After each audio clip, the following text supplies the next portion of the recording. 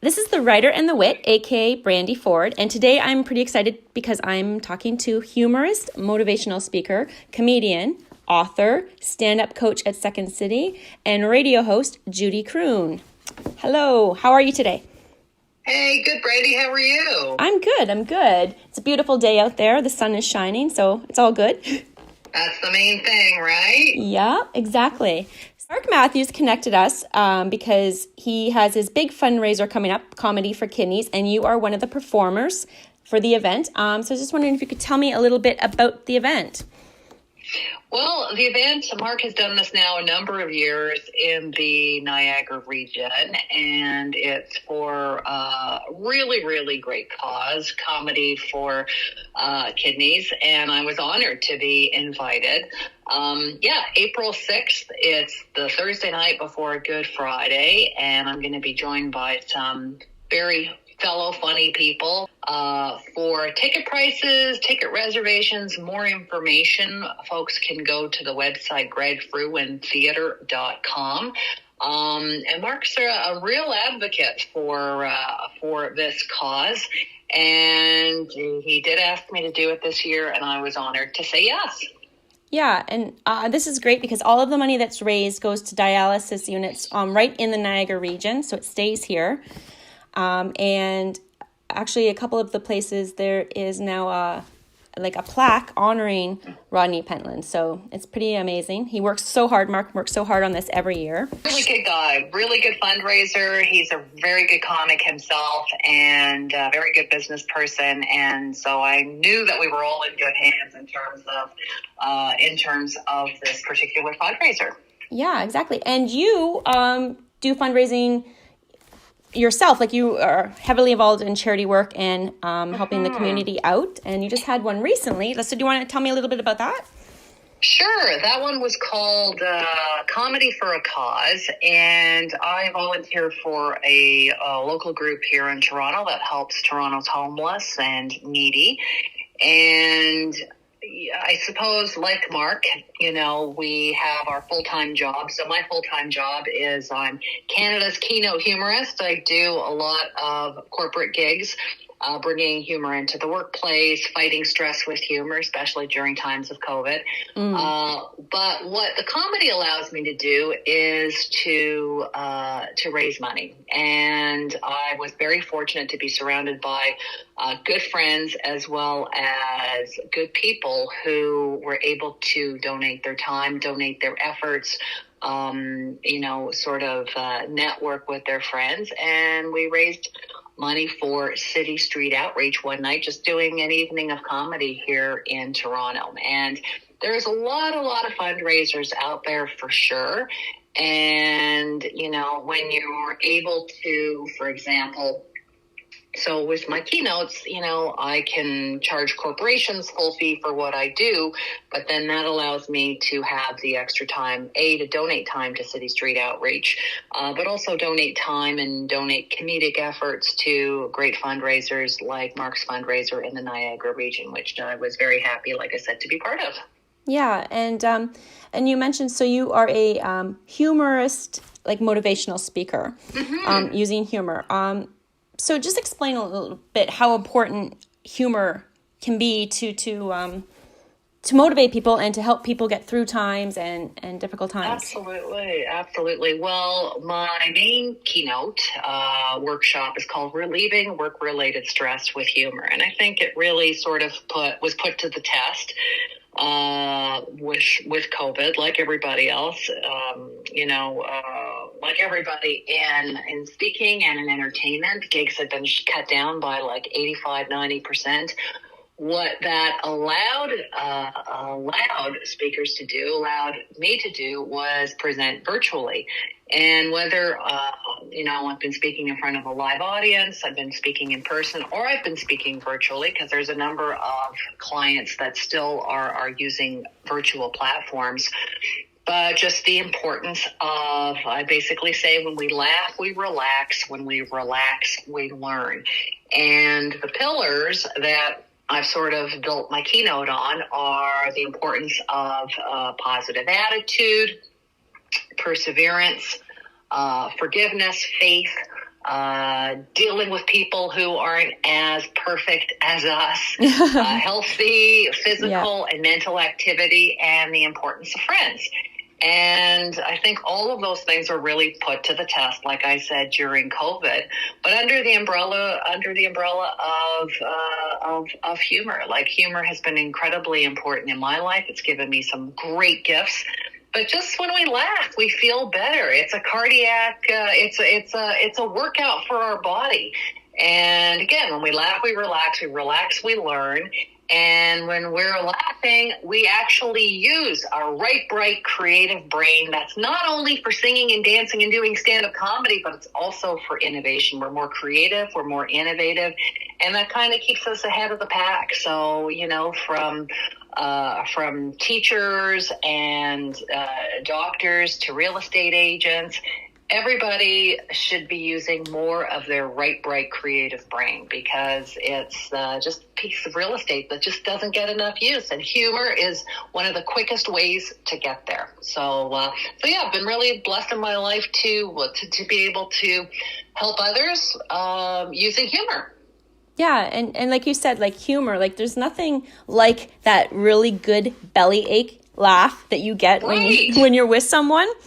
And it's contagious. Laughter is contagious too. Like, if you've ever been with someone, like I've had it where you're not supposed, like you're not in a situation where you're supposed to laugh, like or a place, and then it's like you get that look from your friend and you just can't stop laughing, like, and it just, you know what I mean? It's just right, exactly. And I encourage, so it's also a lazy workout for that reason. If you laugh for 2 minutes solid of belly laughter, that's equivalent to doing like 20 minutes worth of sit-ups. So why wouldn't you take the lazy way and, watch Chris Rock on Netflix, or watch whoever, or just laughing with a friend, somebody who makes you smile, somebody who makes you laugh. And I have a podcast called Laugh Long and Prosper, and I spoke to a professor in the States who has written a book about the importance of humor in politics. And she went through history and said, look, these people were very serious politicians, but they also used their humor to raise people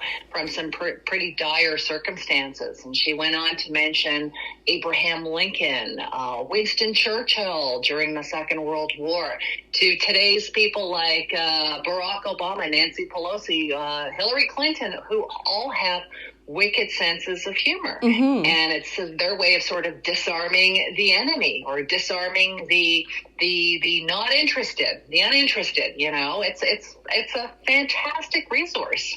Yeah, it is. And I was reading on your website today too, because I saw in there, like, to be able to get into your family, there's some levels that they have to pass, and one and I loved it, like, because level 1 was they have to be able to, like, laugh at a joke or at themselves, right? And that's right.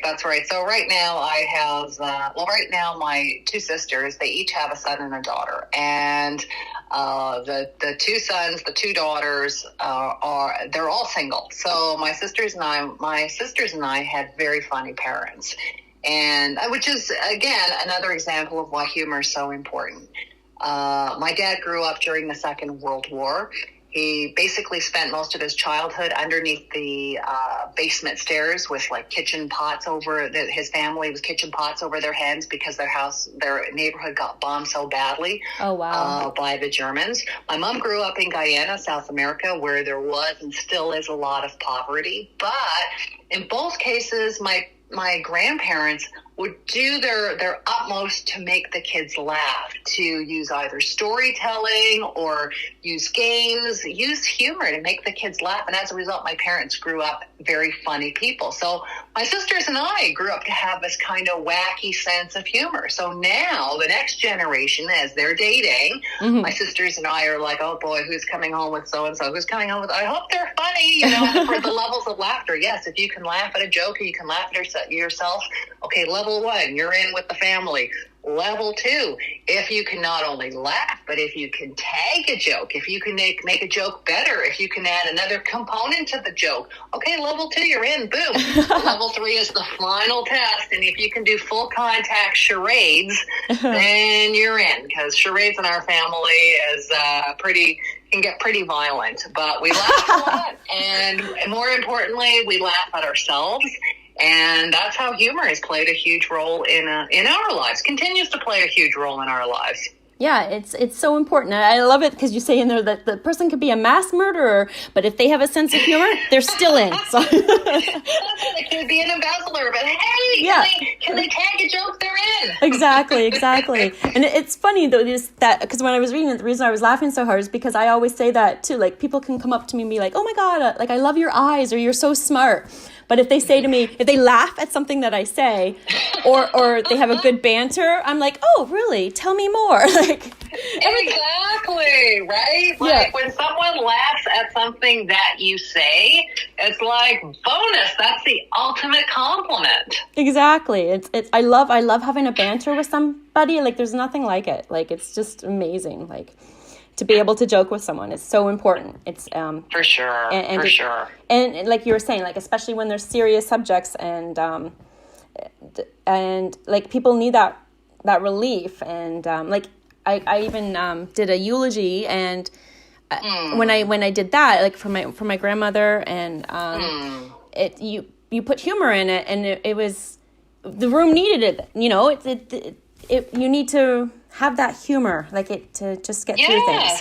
And it kind of just, it relieves the tension, it relieves the sadness. I did a eulogy for both of my parents in the last couple of years. And I remember at my mom's funeral, the funeral director, who's a really serious guy, came up to me afterwards. He goes, "Oh, that was the best funeral I've ever been to." He goes, "I was laughing so much." And I'm like, okay, well, that's great. I'm glad the funeral director had a good time. Like, you know, but people feel that energy. And you know what?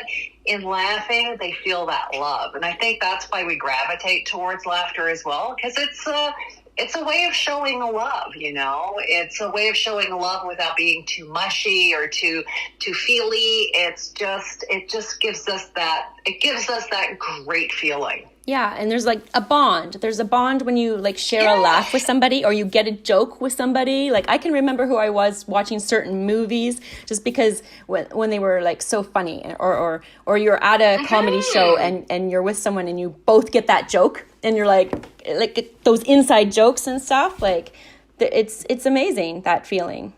Well, you know what? It's funny that you say that because what we remember in life, it's like our minds are like photo albums. And to your point, I can think of at least 3 or 4 times that in my mind, I remember looking over at the person I went to the movie with, or, you know, I remember sitting at the family Christmas table and somebody said something, or this one time my sister made me laugh and my dad was kind of, you know, he was mad at us at the time, but she made me laugh.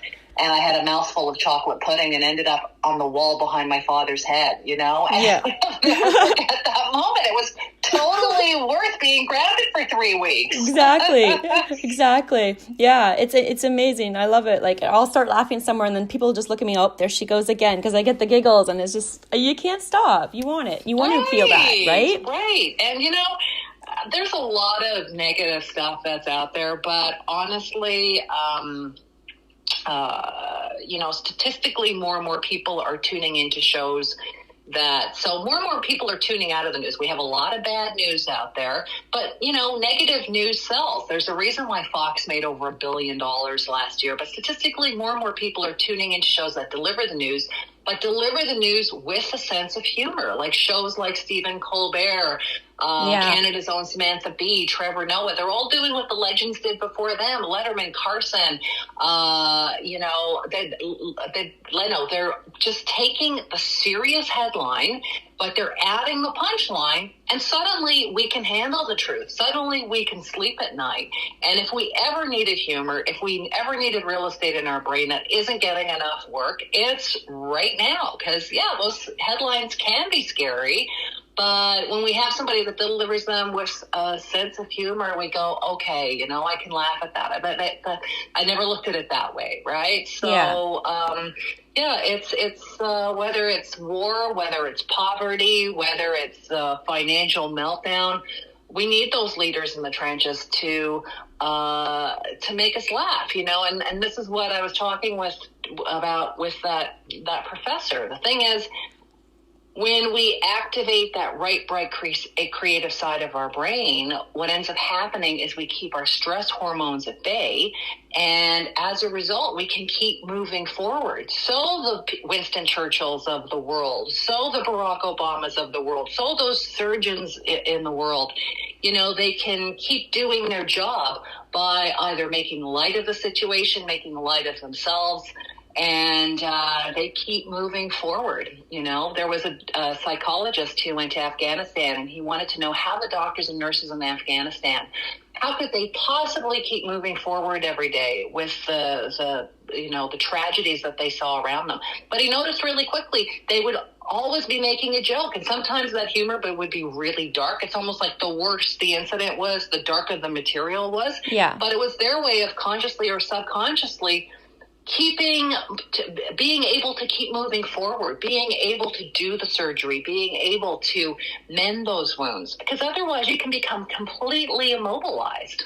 Exactly. It's like adding a little bit of light to the darkness, just to remind you that you can get out of the darkness. Like there is light, like you can get through it, like open up the curtain, sure. And yeah, and it is so important. And especially and to be able to do the fundraising, to use humor as the fundraiser, like how you do for yourself, the comedy for kidneys, it's a very serious subject, but people are coming together to support the causes and raise money and everything like that, but they're doing it in a way where there's a positive. Where there's some lightness to it, like you said, where there's some lightness to it, right? And this came up at the last fundraiser that you had mentioned, the fundraiser that we did here in Toronto just a couple of weeks ago. Yeah. My friend who had actually helped to sponsor the event came up to me afterwards, and she said, I can't tell you how many people said, I needed to laugh. Thank you so much for laughing. I haven't laughed like that in 6 months.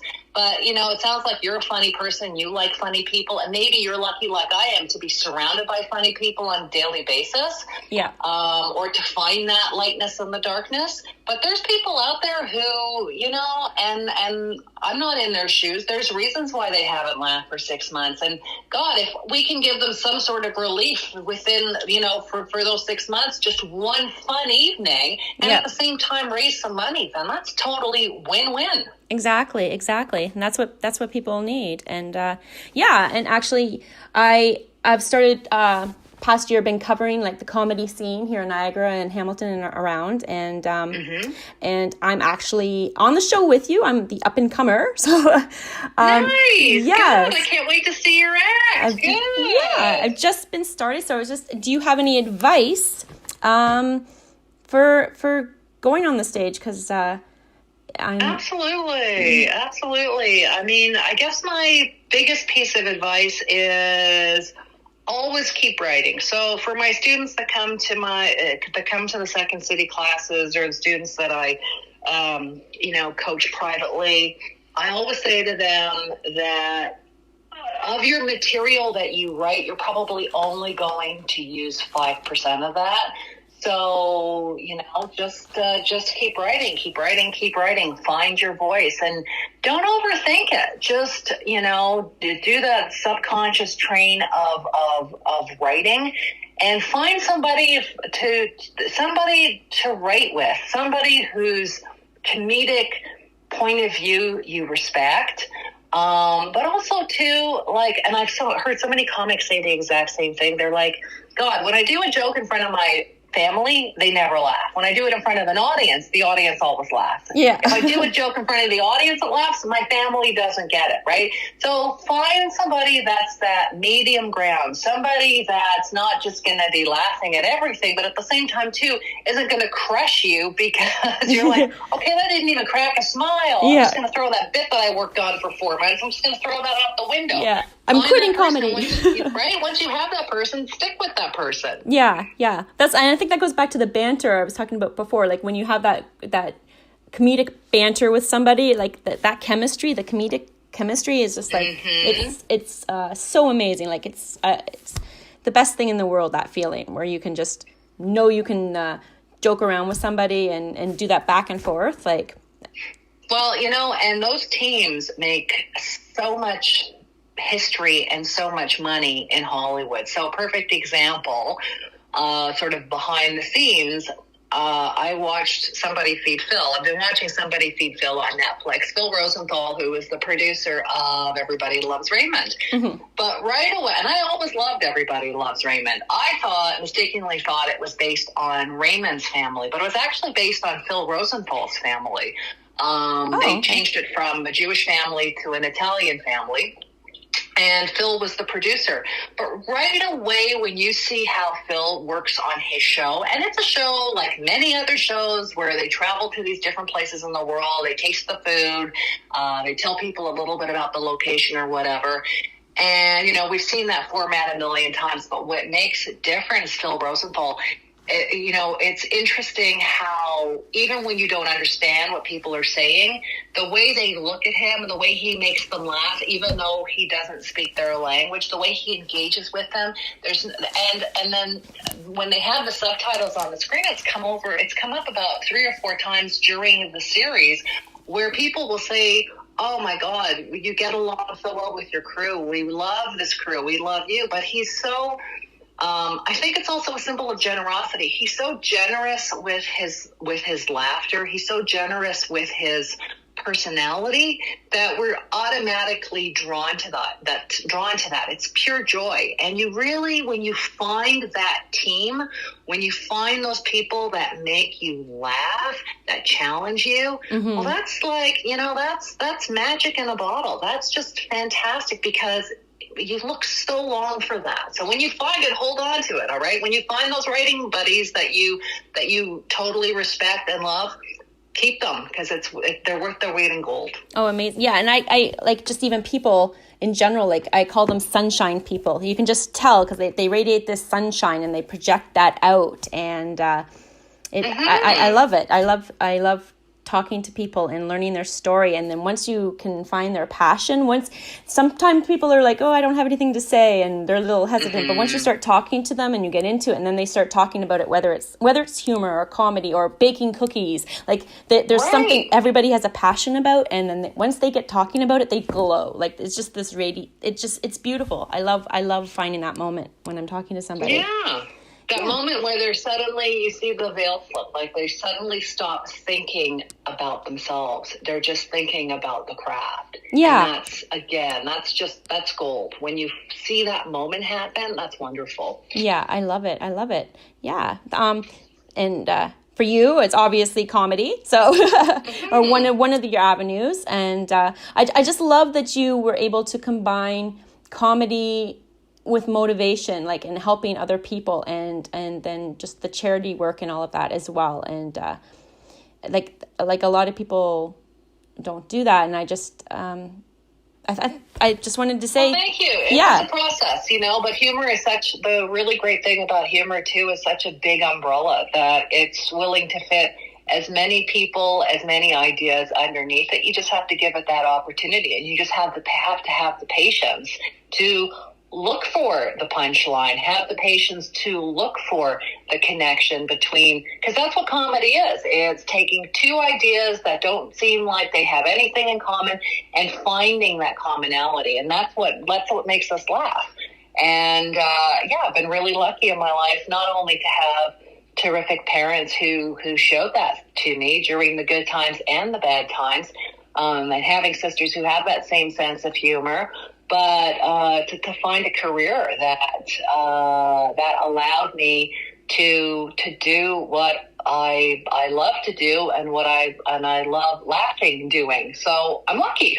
Yeah, and a hard work though too. So luck plays into it, but you have to really want it and go after it and believe in it as well too. And definitely. And I'm glad that you found that for yourself when a lot of people are too afraid to take that step, and so that's amazing. And well, Brandy, if I could just interrupt you one more time. No, interrupt me all you can. This is the key for, I noticed so many students they come from all walks of life, but they come from professions where the common line is, I've never felt really alive doing what I'm doing. And suddenly they took a stand-up course or took a stand-up session or a stand-up class.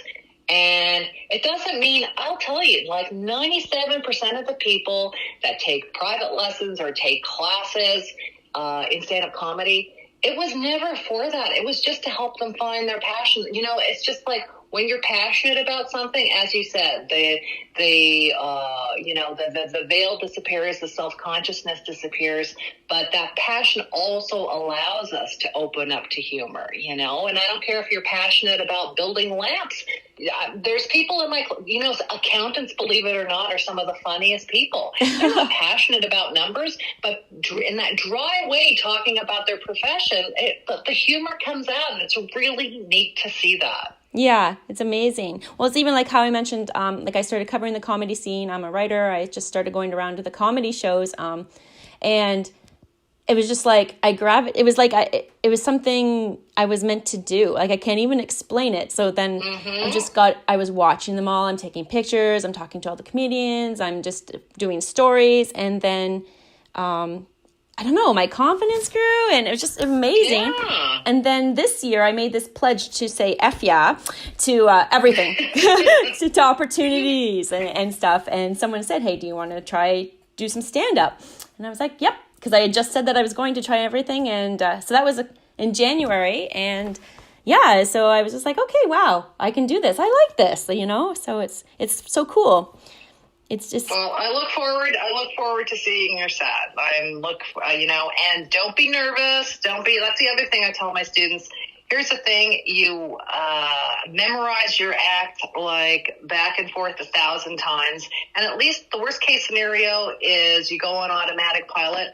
The audience would much rather see that than someone who just goes up there like, oh, I'm going to wing it. So if you memorize it, that is 90% of the game right there. If you have it in your head, no matter what happens up there, no one's going to throw you off your game. Yeah. And one of the, something Mark Matthews said to me too, is to take a moment when you go out there and just take a moment and look out at everybody and just take a moment to breathe and appreciate that moment. Like that you're doing this, that you're on a stage in front of these people. Like, just take a moment and really have fun with that. And it's a privilege. Great advice. Terrific advice. So I'm looking forward to seeing you at the Comedy for Kidneys, which is on April 6th. And it's the Rodney Pentland Memorial Benefit Show. And for people who want to get tickets or find out more information, they can go to gregfruintheater.com and... Yeah, and then that's where they can find out all the information. And I'm looking forward to sharing this stage with you. I'm so excited. Me too, Brandy. I'm looking forward to sharing the stage with you, and let's make some money. Yes, awesome. And everything. Where can people go and find out more information or get a hold of you? Well, I always say to folks, if you don't have to want to reach out about a Keynote event or, being coached for stand-up comedy or a podcast. That's great. If you do, fantastic. But if you have a piece of information that you think that I can use, if you have a favorite joke or a favorite quote, or you hear me review a book on my podcast and you go, that made me think of this book, that made me think of this movie, then by all means, it all funnels down into judycroon.com. So like I said, hit me up at judycroon.com. I'd be happy to answer any of your questions and share some material, share some humor. Perfect. Awesome. And I checked out the website today, and like I said, I was cracking up reading it. So yeah, go check her out, and I look forward to seeing you soon. All right. Thanks again, Brandy. Thank you. Okay. Bye.